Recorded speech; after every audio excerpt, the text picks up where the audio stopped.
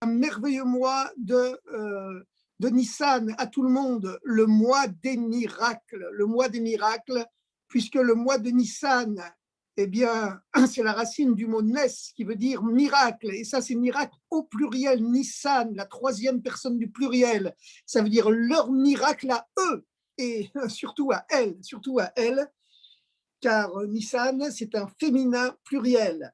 Et en vérité, à notre époque, il y a le dévoilement de la dernière de toutes les sphirotes, Sphirat HaMalchut, qui est la dimension féminine de Dieu, la dimension féminine du divin, parce qu'elle n'a pas de lumière en elle-même, elle ne fait que recevoir l'élément mâle du divin, c'est-à-dire les 6 sphirotes supérieures, Chesed, Gvura, Tiferet, Netzach, Hod, Yesod, qui s'incarne ensuite dans Sphirat HaMalchut, comme on sait que les 6 sphirotes masculines, ce sont les 6 rabbis de Lubavitch, et la dernière sphira, Sphirat HaMalchut, qui ne fait que recevoir des précédentes, comme la femme reçoit de l'homme, comme la lune reçoit du soleil. Eh bien, c'est la dimension messianique de Dieu, cette dimension féminine, puisque c'est le 7e rabbi, c'est le Shabbat, c'est le rabbi, notre rabbi, le Melech HaMashiach. Alors donc, il est impressionnant de voir que Nes signifie miracle au singulier, Nissim, miracle au pluriel, Nissam, les miracles, leurs miracles, c'est-à-dire les miracles réservés aux Juifs en premier au pluriel, au masculin pluriel, Nissan au féminin pluriel. Et effectivement, les femmes dans l'exil d'Égypte souffraient encore beaucoup plus que les hommes, puisqu'on tuait leurs bébés qui venaient de naître, leur nouveau-né, on les jetait dans le Nil. Et c'est la raison pour laquelle elles ont célébré la sortie d'Égypte, qui se conclut avec la traversée de la mer Rouge, avec beaucoup plus de joie et d'allégresse encore que les hommes. Sur les hommes, il est écrit qu'ils ont chanté, mais pour les femmes, il est écrit qu'elles ont chanté et dansé. Et non seulement qu'elles ont chanté et dansé, mais qu'elles ont chanté et dansé au son de tout un orchestre qu'elles avaient amené avec elles d'Égypte, avec tous les instruments de musique, en prévision de tous les miracles qui allaient leur être faits dans le désert. Elles avaient une joie plus supérieure à celle des hommes, parce qu'elles avaient plus souffert que les hommes en fonction de ce terrible proverbe, les Funtzara Agra, en fonction de la souffrance, la récompense. Malgré tout ce que le peuple juif a souffert dans les générations passées, alors il n'y a pas de problème, hein. On peut s'attendre, grâce à Dieu, avec l'aide de Dieu, à une superbe récompense. Et vous savez qu'on vit vraiment l'époque des miracles, et je ne peux m'empêcher que vivre avec son temps, c'est vivre avec la paracha de la semaine, mais il est écrit que quand Mashiach viendra, disaient les premières sidim à l'époque du Baal Shem Tov et du Admor HaZaken, on en parlera dans les journaux.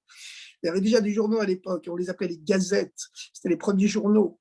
Eh bien, on parle du Mashiach dans les journaux, hein, en 1990, 91, 89, quand il y a eu la dissolution, l'implosion du régime communiste, Rabbi a dit, ça c'est, ouvrez les yeux, Mashiach est là, c'est la première fois dans toute l'histoire de l'humanité que on voit qu'un empire fondé sur la violence et qui avait pour but de conquérir le monde par la violence, il a renoncé de lui-même pacifiquement sans qu'on ait obligé de lui faire la guerre pour cela. Eh bien, c'est la première fois dans toute l'histoire de l'humanité qu'un tel miracle se produit. Et le rabbi a dit, il n'y a qu'une seule explication à cela, c'est que le Melech HaMashiach, le Messie, est en train de se dévoiler dans la tête et dans le cœur et dans les actes des plus grands dirigeants du monde. Le Messie conquiert à la planète de l'intérieur. C'est comme les livres de science-fiction. Il y a des extraterrestres qui prennent le contrôle du cerveau des humains, des terriens. Et bien là, voilà, vous voyez, la réalité dépasse la fiction. Le Messie prend le contrôle du cerveau des êtres humains. Et aussi, on ne peut que se rappeler de la fameuse prédiction du Rabbi en 1991, lorsque toute la population israélienne était malheureusement terrorisée, tout le monde devait avoir un masque à gaz et une chambre étanche, et que le Rabbi dit ouvertement, tout le monde doit se rendre en Israël actuellement, c'est l'endroit le plus sûr du monde, et que de façon complètement miraculeuse, eh bien, un véritable miracle de masse, souvent les tzadikim c'est des miracles individuels, mais là c'est un miracle de masse qui concernait les 5 millions de juifs qu'il y avait à l'époque, il y a 30 ans sur la terre d'Israël, et voilà, maintenant grâce à Dieu ça a presque doublé, Kanirbu. Et on voit aujourd'hui que c'est la même chose, cette prophétie du Rabbi, elle est vraiment éternelle, alors que le monde affronte une pandémie mondiale. Quel est le pays qui est le plus sûr du monde pour se protéger de la pandémie, c'est de nouveau la Terre Sainte, Eretz Israël, cette fameuse terre sur laquelle Ene Hashem et le Kechaba, les yeux de Dieu, ton Dieu, sont posés, Bereshit Hashana Vad Chitshana, depuis le début de l'année jusqu'après la fin de l'année, comme avait l'habitude de le dire le Rabbi en citant ce fameux verset du Chumash Dvarim, chaque fois qu'il mentionnait le nom de Eretz Israël. Eh bien, chers amis, nous sommes en plus le mois de Nissan, le Rosh Chodesh Nissan, le jour qui contient tout le mois de Nissan, comme la tête contient l'ensemble de l'énergie du corps. Et vous savez que le mois de Nissan, c'est un mois absolument exceptionnel, Le premier jour de Pessah, dans toutes les synagogues du monde, on va demander à Dieu de ne plus envoyer la pluie. C'est fini la pluie. Fini les orages, fini les averses gourmandes, fini les giboulées, fini les ouragans. Maintenant, on demande la rosée. On va demander la rosée. Vous savez que la pluie, c'est bien, c'est une bénédiction, mais quand même, on l'attend le dernier jour de la fête de Sukkot pour la demander, à Shmini Atzeret. Par contre, la rosée, le premier jour de Pessah, on la demande. Mais quelle est la différence entre la pluie et la rosée? Eh bien, la différence entre la pluie et la rosée, c'est que la rosée, elle tombe toute seule du ciel, gratuitement. Moridatal, gratuitement. La rosée ne s'arrête jamais. Que les hommes prient ou ne prient pas, la rosée tombe toujours du ciel. C'est l'incarnation de la miséricorde gratuite de Dieu qui descend sur le monde. Par contre, la pluie, il est écrit ouvertement dans Chumash Bereshit, dans la première paracha de Bereshit, la première section de la Genèse, Bereshit, c'est que quand Dieu a créé l'homme, il ne pleuvait pas sur la terre, il n'y avait pas de pluie. Pourquoi il n'y avait pas de pluie? Parce que l'homme n'avait pas encore prié. L'homme n'avait pas encore prié pour que tombe la pluie. La pluie, elle provient aussi ou surtout de la prière des hommes, de la conduite des hommes. Lorsque les hommes se conduisent mal, eh bien, la sécheresse et la famine se produisent, comme on le voit écrit dans toutes les fameuses histoires du prophète Élie et du prophète Élisha dans le Tanakh. Et il a fallu attendre, lors de la première semaine de la création, il a fallu attendre, même des premières heures de la création, que une vapeur monte de la terre, monte de la transpiration de la masse océanique et de l'évapotranspiration de la masse végétale, forestière, qui recouvre une grande partie du monde. Et ce aide à olé mina adama, cette vapeur qui monte de la terre, et bien lorsqu'il arrive en altitude où il fait beaucoup plus froid, bien sûr, cette vapeur d'eau, cette humidité se cristallise en nuages et ça fait la pluie. C'est-à-dire que la pluie, c'est la bénédiction, mais qui est causée par une élévation de la transpiration des océans, de l'évapotranspiration de la masse forestière, mais qui symbolise l'élévation de l'humanité vers Dieu. Les hommes doivent se fatiguer pour recevoir cette bénédiction. Selon les termes du Zohar, ça dépend, la pluie de Itaruta d'Iltata, l'éveil d'en bas, que les êtres humains vont faire l'effort de réveiller Dieu, de réveiller la bénédiction. Il faut que les êtres humains, symbolisés, cristallisés dans ce brouillard, cette vapeur qui monte de la terre et s'élève vers Dieu. Et c'est la raison pour laquelle, au mois de Tishri, au Shmini Atzeret, on commence à prier pour la pluie. Parce qu'il existe cette fameuse controverse dans le Talmud, quand viendra le Messie? L'axe du temps juif repose sur deux pôles, le mois de Tishri et le mois de Nissan. Le mois de Nissan, d'après la Torah, c'est le premier mois de l'année. C'est le premier mois de l'année. Il existe une controverse dans le Talmud. Quand Dieu a-t-il créé le monde? A-t-il créé le monde en Nissan ou en Tishri?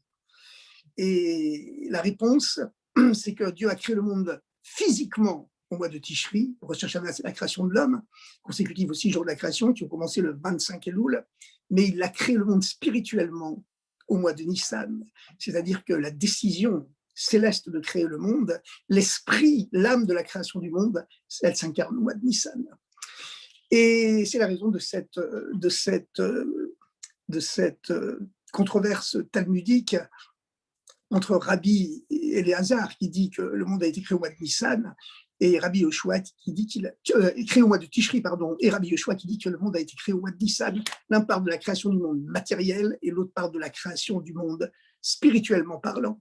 Et il existe la même controverse pour savoir quand le Messie viendra-t-il, quand l'humanité entière sera-t-elle délivrée de tout ce fléau de guerre, de controverses, de disputes dans les familles, dans les couples, entre les peuples, etc., etc. Vous savez, dans chaque être humain, il y a une guerre intérieure entre le bon penchant et le mauvais penchant. Et de cette guerre intérieure qu'il y a en nous, provient la guerre à l'extérieur. Voilà, c'est comme cela, finalement. Tout l'être humain, c'est le microcosme de l'humanité. Voilà. Quand les êtres humains seront en paix avec eux-mêmes, eh bien, il y aura la paix dans le monde. Vous allez me dire, c'est pas demain la veille, mais si. N'oublions pas que lorsque le rabbi a annoncé que l'URSS, cet horrible système concentrationnaire qui interdisait à tous les êtres humains de pratiquer leur religion, quelle qu'elle soit, en particulier après les Juifs, bien sûr, de par l'antisémitisme traditionnel de la société russe, et puis qui est la vérité d'ailleurs du christianisme, et même s'il avait renié, et puis parce que le judaïsme, bien sûr, c'est la base de toutes les religions, eh bien, vous savez que lorsqu'on a proposé au fondateur du communisme russe, Lénine, de créer une république autonome juive, comme toutes les ethnies possédaient une république soi-disant indépendante, en tout cas autonome à l'intérieur de l'URSS, en 1917, Lénine s'est mis en colère, il a dit « Mais les Juifs, ça ne suffit pas qu'il n'y ait pas suffisamment de chauvins, de nationalistes étroits dans le monde. Les Juifs, tout leur honneur, c'est de ne pas avoir de terre, d'être complètement internationalistes. Donc, il ne faut pas leur donner de république autonome. » Mais vous savez quoi? C'est exactement ce que dit le rabbi lorsqu'il explique le fameux commentaire de Rashi sur la création du monde, en posant la fameuse question de pourquoi la Torah ne commence-t-elle pas par le premier commandement de la Torah au peuple juif, qui est que le mois de Nissan, c'est le premier des mois, qu'on a lu hier dans toutes les synagogues du monde, Parashat HaChodesh, la paracha du mois. Pourquoi la Torah commence-t-elle par un récit, par un cours de sciences naturelles, de biologie, de proto-histoire, la création du monde, le premier jour la lumière, et l'eau, le deuxième jour l'espace qui sépare les eaux d'en haut des eaux d'en bas, etc., etc. La Torah, ce n'est pas un livre d'histoire, ni de sciences naturelles, ni de sciences de vie de la Terre, ni de biologie, ni de proto-histoire. C'est un livre qui explique comment on doit se comporter dans la vie. Donc, ça aurait dû commencer avec le premier commandement, la première loi qui a été donnée au peuple juif plusieurs milliers d'années plus tard, à l'époque de Moshe, à la veille de la sortie d'Égypte. Chodesh hazeh lachem, ce mois-ci, il est pour vous. Rosh Chodashim hu lachem, c'est la tête des mois pour vous, les Choti Hashana, pour les mois de l'année. Et le premier Tishri, c'est effectivement la création du monde physique, comme on l'a dit. Le premier Nissan, c'est la création spirituelle du monde. Mais en vérité, bien sûr, le mois de Tishri, c'est le 7e mois, donc c'est le mois chargé de fêtes, etc. Mais malgré tout, le mois de Nissan, il a cette particularité qu'il est le mois de la rosée, le mois des miracles. Et en effet, cette controverse, elle ne porte pas seulement entre Rabbi Eliezer et Rabbi Yoshua sur la date de la création du monde. Rabbi Eliezer dit c'était en Tishri et Rabbi Yoshua dit c'était en Nissan. Tous les deux sont ces grands maîtres sont également en controverse sur la date de la venue du Messie. Quand le Messie viendra-t-il? En Tishri, continue de dire Rabbi Eliezer. En Nissan, dit Rabbi Yoshua. Et en vérité, quel est le fond de leur question, le fond de la question, comme on dit? Après tout, il s'agit d'un fait, d'une date. Il ne devrait pas y avoir de discussion là-dessus. Il peut y avoir une discussion, une controverse sur des idées, sur des opinions, mais pas sur des faits. F-A-I-T-S. Eh bien, la raison, c'est que pour Rabbi Éléazar, la venue du Messie, elle dépend de l'effort des hommes. Elle dépend de la montée des êtres humains, de la montée de l'humanité vers Dieu, vers la perfection sur tous les plans, sur les plans économiques, politiques, sociologiques, bien sûr, essentiellement, bien sûr, spirituel et moral. Ça, c'est évident. Tandis que pour Rabbi Yoshua, non, le Mashiach, c'est un cadeau de Dieu, c'est un don gratuit de Dieu qui est au-delà de la portée des hommes. Et c'est la raison pour laquelle au mois de Nissan, on prie pour la rosée. Parce que la rosée, contrairement à la pluie, eh bien, elle ne provient pas de la montée de la transpiration de la masse océanique et de l'évapotranspiration de la masse forestière, de l'hémisphère intertropical ou même de la taïga russe, même de la forêt de Fontainebleau à Paris et des forêts de pins qui ont changé le climat en Galilée depuis qu'elles ont été plantées. Non, elle ne dépend pas de cette montée de la vapeur terrestre vers le ciel qui symbolise la montée des êtres humains vers Dieu par leur effort, leur tension permanente d'élévation. Au mois de Nissan, on prie pour la rosée, parce que la rosée, elle tombe gratuitement du ciel, elle ne s'arrête jamais. Elle symbolise le don gratuit de la miséricorde divine, miraculeuse, au-delà de ce que les hommes peuvent atteindre. Et finalement, la loi, elle est tranchée comment? Eh bien, devinez. Alors écoutez, le système didactique n'est pas suffisamment au point pour que ça passe par question-réponse, mais je vous dis la halakha directe, et le Mashiach donne raison à Rabbi Yoshua, et il vient au mois de Nissan. Certainement, c'est la raison pour laquelle le Rabbi est né le 11 Nissan, du Dalef Nissan. Et vous savez, dès que commence le mois de Nissan, le mazal du peuple juif se met à grandir. Vous savez qu'il est écrit ouvertement que si le peuple juif a été sauvé au mois d'Adar, le mois où le mazal du peuple juif est grand, c'est parce que Moïse, Moshe Rabbeinu, notre éternel sauveur, le premier libérateur du peuple juif, on l'appelle d'ailleurs le premier et l'ultime libérateur, eh bien, Moshe Rabbeinu, Moïse, il était né au mois d'Adar. Il est mort aussi le même jour qu'il était né, le 7 Adar, le 7e jour du mois d'Adar. Mais ceci, qu'il était né également ce jour-là, eh bien, Haman, comme tous les grands antisémites, il avait une culture incomplète. Il avait une certaine culture juive, évidemment, comme tous les antisémites, hein. Mais il savait que Moshe était mort le 7e jour du mois d'Adar. Pas tous les antisémites le savent. Pas tous les êtres humains, pas tous les non-juifs ne le savent, mais les antisémites, ils ont une certaine culture juive supérieure à la moyenne. Par contre, il ignorait qu'il était né aussi le mois d'Adar. Et c'est connu que l'anniversaire, ça porte bonheur, ça protège. Le mazal de la personne grandit. Ça, c'est le mazal de l'âme collective du peuple juif. L'âme universelle qui contient toutes les âmes du monde. En lui, qui a protégé le peuple juif et qui a renversé la situation en faveur du peuple juif. C'est pour ça que le mois d'Adar, on a un procès contre un antisémite, toujours le repousser au mois d'Adar. Mais le mois de Nissan, c'est un niveau encore plus haut. La libération de Purim, c'est une libération qui n'est que partielle. On est quand même resté encore sous la tutelle, sous la domination du roi Ahasverosh, à sa merci quelque part, bien qu'il avait complètement changé. Mais par contre, le mois de Nissan, c'est la sortie d'Égypte, c'est une libération totale, complète, absolue. Le peuple juif s'est retrouvé complètement libre et indépendant. Donc, au mois de Nissan, eh bien, il y a le Mazal Mashiach, le Mazal du Rabbi qui se dévoile le 11 Nissan. Évidemment, plus on s'approche du 11 Nissan, plus ce Mazal du Mashiach grandit. Mais déjà, le premier Nissan, croyez-moi, grâce à Dieu, ce Mazal du messianique, il est déjà là. Donc, on dit Ein Mazal d'Israël, il n'y a pas de Mazal pour Israël. Mais vous savez ce que veut dire Ein Mazal d'Israël. Ein, ce sont les mêmes lettres que Ani. Inversé, Ani, qui peut se permettre de dire Ani, moi, c'est seulement Dieu qui est le moi de tout. Donc c'est Dieu qui est le Mazal d'Israël et qui se dévoile par la grâce et la bénédiction depuis que la Shrina, la présence du Rabbi, est redescendue sur la terre au mois de Nissan, par le mérite de cette 7e génération. Du fait qu'on soit dans la 7e génération où tous les précédents maîtres avaient ramené la présence divine de son exil au 7e ciel, progressivement d'un ciel à l'autre, comme à l'époque de Moshe. Mais quand Moshe est né, la présence divine était redescendue dans le monde matériel de la même façon, parce qu'il était le 7e depuis Abraham. De la même façon, quand le Rabbi est né, eh bien, il a ramené la présence divine dans le monde matériel. Et c'est la raison pour laquelle, à l'époque de Moshe, les Juifs ont été libérés matériellement d'Égypte. Et c'est la raison pour laquelle, à notre époque, la 7e génération, depuis le Admor Hazaken, eh bien, tous les Juifs du monde ont aussi matériellement été libérés. Et comme le Baal Shem Tov avait coutume de bénir les Juifs en premier en matériel et ensuite en spirituel, eh bien, le Rabbi a continué, il bénissait toujours d'abord en matériel et en spirituel. Quand on rentrait en entretien personnel avec le Rabbi, on entendait cette fameuse première phrase en français, le bon Dieu vous bénira dans tous vos besoins matériels et spirituels. Et les Juifs ont été libérés matériellement de tous les pays arabes,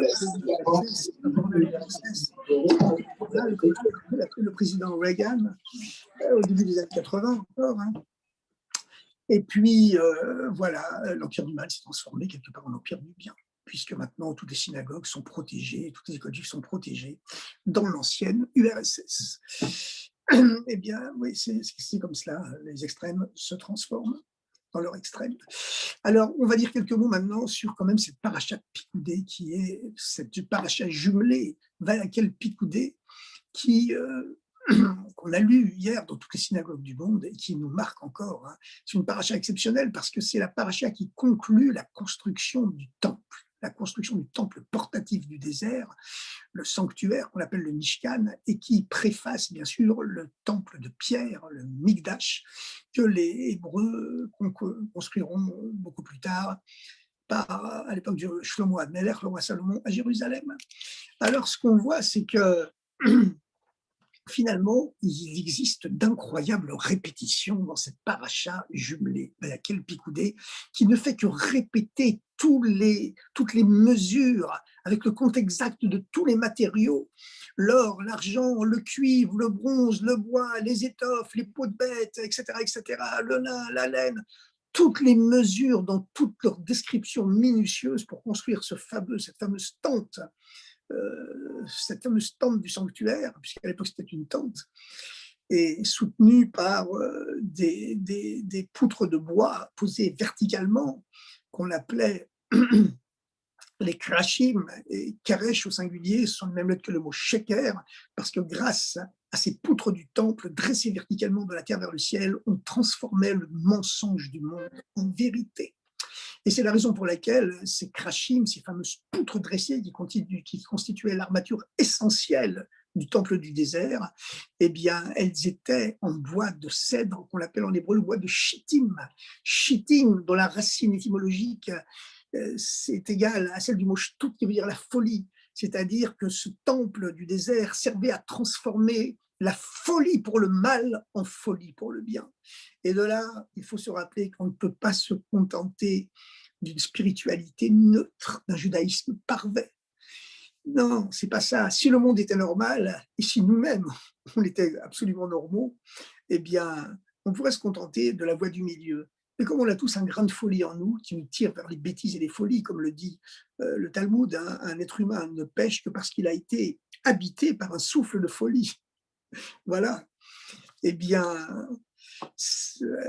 la seule façon de rectifier, de transformer cette folie pour les plaisirs superficiels, matériels, éphémères et parfaitement stupides de ce monde fou, de ce monde d'antivaleurs, de ce monde du mensonge, comme il est appelé dans le judaïsme, Olam HaSheker, eh bien, c'est d'avoir une folie pour Dieu. Et c'est ce temple qui nous en donne le modèle pour créer notre temple intérieur pour servir Dieu.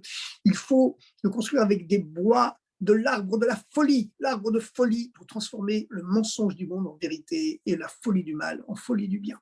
La folie de la haine et de la violence en folie de la bonté et de la gentillesse, comme le rabbi l'a dit dans sa fameuse devise des dernières années de sa Nessiout dans ce monde matériel. Alors maintenant, on se pose encore la question, mais pourquoi toutes ces répétitions? On nous a déjà dit toutes les mesures, Dieu les a dites à Moshe, toutes les mesures et les matériaux qui composent le Mishkan de façon minutieuse dans 2 parachiotes précédentes, la paracha Trouma, la paracha de l'offrande, et la paracha Tetzavé, la paracha de Tu ordonneras. Bon, ensuite, il y a la fameuse paracha du Vaudor qui dit ça, qui s'intercale. Et puis ensuite, Dieu répète avec tous les détails exactement. La preuve, c'est que dans les 2 premières parachiotes qui parlent de la construction du Mishkan, avec tous les détails, Trouma et Tetzavé, Rashi fait énormément de commentaires. Et puis là, dans la paracha quel picoudé qu'on l'a dit hier, où toutes ces mesures, toutes ces descriptions du sanctuaire sont répétées, Rachid ne fait aucun commentaire, parce que tout a déjà été dit, mais alors quel intérêt de répéter? Bien la raison, c'est comme quelquefois on voit que les chefs, les princes de tribu apportent des sacrifices. Ils apportent tous le même sacrifice, et la Torah répète chaque fois en détail, 12 fois de suite, tous les éléments de chaque sacrifice, alors que c'est exactement le même chaque fois. Tant d'animaux, et tant de galettes, et tant de vin, etc. Pourquoi répéter chaque fois la même chose? C'est tout, on aurait pu dire tout facilement, chaque chef de tribu a apporté ce sacrifice précisément. Voilà. Mais la raison, c'est qu'en vérité, chaque fois qu'un prince de tribu apporte son sacrifice, il fait descendre dans le monde une bénédiction divine qui n'a aucun rapport avec la bénédiction de son prédécesseur et de son successeur. Chacun, avec le même sacrifice, fait descendre une force, une bénédiction complètement différente. Et quand on étudie ces lois dans la Torah, on fait descendre sur nous ces mêmes bénédictions. C'est la raison pour laquelle, pendant tout le mois de Nissan, on répète chaque jour le sacrifice du prince de tribu. Donc nous avons donc cette dimension miraculeuse de la répétition. Mais en vérité, il y a 2 temples différents. Il y a le temple spirituel que Dieu a montré à Moshe dans la paracha Trouma et Tetzavé, lorsque Moshe se trouvait au sommet du mont Sinaï, Dieu lui a montré spirituellement tous les éléments qui doivent être agencés pour construire le sanctuaire du désert, le Mishkan. Et puis, dans les parachas Vaïkel et Pikoudé, Moshe transmet au peuple juif comment construire le temple matériel. D'un côté, d'abord, le temple spirituel, et dans Vaïkel Pikoudé, il s'agit d'un temple matériel.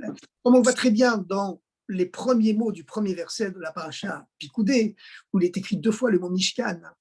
Elle est Pikoudé HaMishkan. Voici les comptes, le bilan du Mishkan. Mishkan, une deuxième fois, Haïdout du témoignage. Voici les comptes du Mishkan. Mishkan Haïdout, voici les comptes, le bilan du sanctuaire, le sanctuaire du témoignage. Il s'agit ici de 2 sanctuaires. C'est pour ça que c'est répété. Sanctuaire spirituel que Dieu a montré à Moshe dans la paracha Trouma Tetzavé et le sanctuaire matériel que Moshe montre au peuple juif dans la paracha Vaïkel Pikoudé qu'on a lu hier dans toutes les synagogues du monde. Mais le témoignage, il vient seulement, le véritable témoignage, il vient seulement du temple matériel, le deuxième Mishkan, le temple matériel.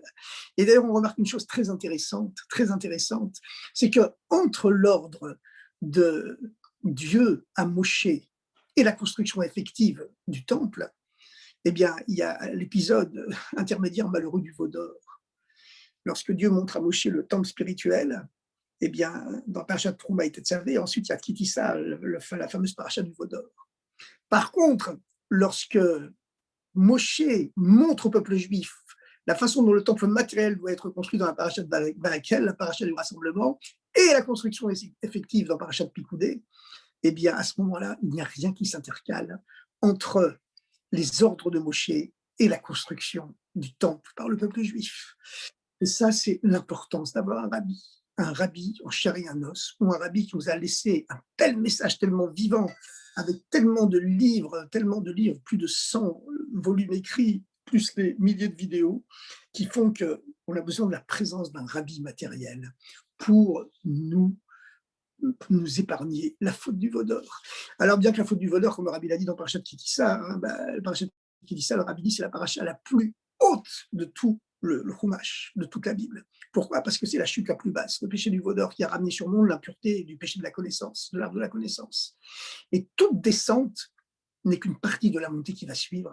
Et cette montée, elle est proportionnelle à la descente, comme c'est la descente la plus absolue, eh bien, suit la montée la plus absolue, le don des deuxièmes tables. Le visage de Moshe se met à flamboyer parce que le peuple juif est passé du niveau de tzaddik, pur, qui n'a pas péché, et un peu niais quelque part, hein, il n'a pas péché parce qu'il n'a jamais eu de tentation, et puis il passe au niveau de Baal Tshuva, le maître du retour, au sens, dans la traduction littérale, le maître du retour, celui qui était tombé, mais qui est revenu à Dieu. Ça, c'est un niveau infiniment plus haut sans comparaison. Et voilà, aujourd'hui, comme le rabbi le dit, tous les juifs du monde ont déjà fait teshuva, parce qu'un seul soupir d'un juif, c'est une teshuva très très haute. Donc, chers amis, comme le rabbi l'a dit, pensant à la veille du dernier Yom Kippour, il existe 2 niveaux de teshuva. Teshuva tata, c'est le bilan qu'on fait de son niveau spirituel, de ses fautes et de ses qualités. Mais cette tchouva tata, cette tchouva inférieure, ce retour inférieur, cette forme inférieure de retour à Dieu, tous les juifs du monde l'ont déjà fait. Maintenant, ce que Dieu attend de nous, c'est tchouva et là, le retour supérieur, c'est-à-dire le retour à Dieu uniquement par la joie, par simra bet taharata, la joie dans toute sa pureté, sans aucune raison que la joie elle-même. Chers amis, je vous souhaite un merveilleux mois de Nissan, que des bénédictions pour tous, en matériel et en spirituel, les deux ensemble, et Mashiach tout de suite, le Mashiach personnel de chacun, et le Mashiach cosmique, universel, pour toute l'humanité. Voilà. Allez les amis, c'est parfait tout ça.